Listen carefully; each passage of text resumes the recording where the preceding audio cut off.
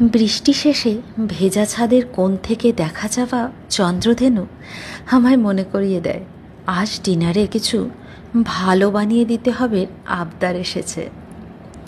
Fridge খুলে পেলাম পনির, গাজর, বিনস, শিমলা মির্চি, সাথে দিলাম অল্প রসুন ও লঙ্কা কুচি।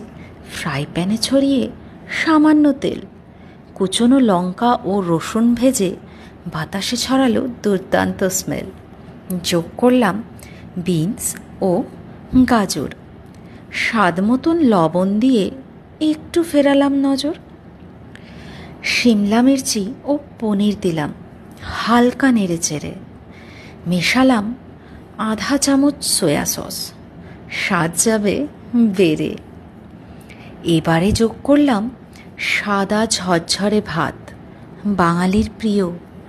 2 মিনিট মতন নাড়াচাড়া করে ছড়িয়ে দিলাম গোলমরিচের গুঁড়ো। আমার মেয়ের আবদারের veg fried rice ready to serve. একগাল হেসে বলেছে 10 out of 10 ইউ ডিজার্ভ। আজকের মতন এখানেই ইতি। চন্দ্রধেনুর কমলা আলোয় বাগান এখন ঝাড়বাতি।